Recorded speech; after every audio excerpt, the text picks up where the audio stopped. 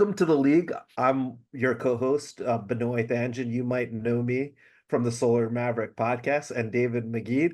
You give us 5 minutes and we give you the latest clean energy trends. I'm going to start off with the first trend. It's actually something that we spoke about before. On June 7th, the International Trade Commission voted to find injury or threat of injury to the U.S. solar manufacturing import from imports of PV cells, whether or not assembled into modules from several Southeast nations. These countries account for 78% of all US solar module imports in 2023 and 50% of the cells imported last year. Clean Energy Associates did a study commissioned by ACOR, the American Council of Renewable Energy, where they talked about what the impact of these putting tariffs on these duties would do.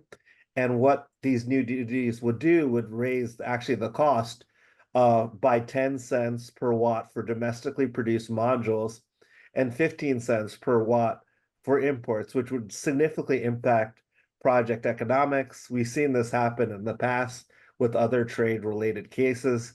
And right now, the issue is in the US, even though the federal government has incentivized with the Inflation Reduction Act to produce modules and cells in the US, it's still going to take time before there's significant production of US-based equipment, and these tariffs are kind of early in the process and actually impeding or lowering US solar development.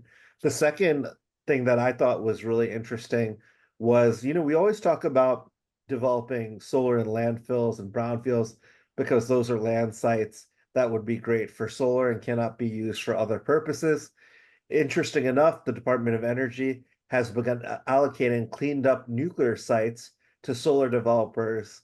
And they also think that data centers might also benefit from these allocated nuclear sites. There are two projects that actually the US approved for these type of projects. The first one through the DOE was approved for North Renew Energy Partners, which will build 300 megawatts of solar plus battery storage on 2,000-acre site, while a developer called Spitfire will install 100 megawatts of solar plus storage on that same site on 500 acres. It was through an RFQ process. Also, a week later, the DOE selected a partnership between NV Energy and Asturia Power to negotiate agreement covering 2,400 acres on Nevada National Security Site near Las Vegas. This also was used for nuclear weapons testing. So that's great that we're taking land that couldn't be used before and using it to put renewable energy.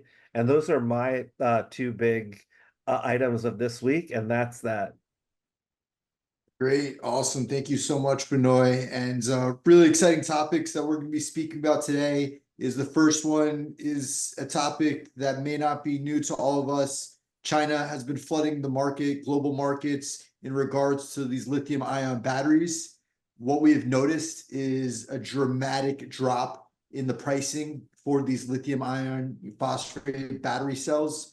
We're talking a 51% average drop, pricing down to $53 per kWh. That's down from last year, 95 kWh.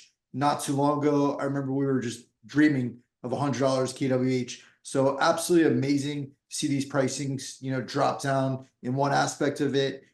Second front, that we'll notice is why is this occurring?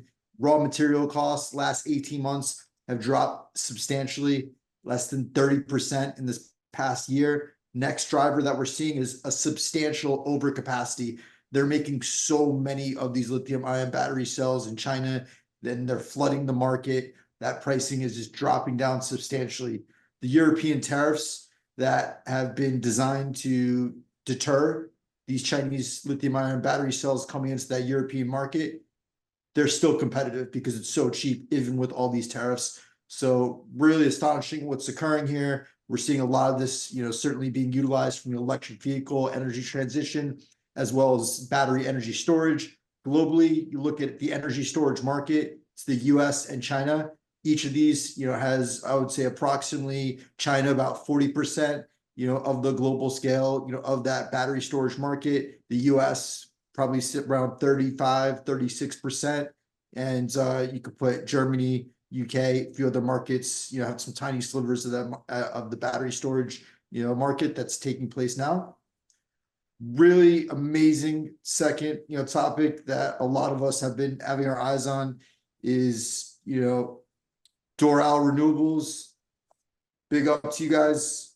1.3 gigawatts is absolutely crazy to have one project on one piece of property. Amazing. And it's an agrivoltaic site.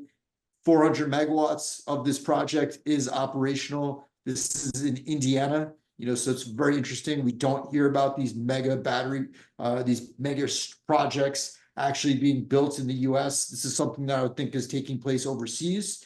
And really amazing part about this development, agrivoltaics. So you're talking about this 4,500 acres worth of lands for this phase one of the project, 400 megs. We've got 1,500 sheep just running around there, grass, grazing all this lands. Very interesting. I'm sure it's a lot of work, even with those sheep that are there. That 1.3 gigs, once it's completed, that's 13,000 acres. Lots of lands. I'm sure it's gonna be a lot more sheep. So very exciting to see these types of projects occurring in the market. And that's that. You've just enjoyed 5 minutes of the most amazing information in the entire renewable energy industry market. Make sure you hit like, leave great comments, subscribe, stay tuned. Thank you very much. Thank you.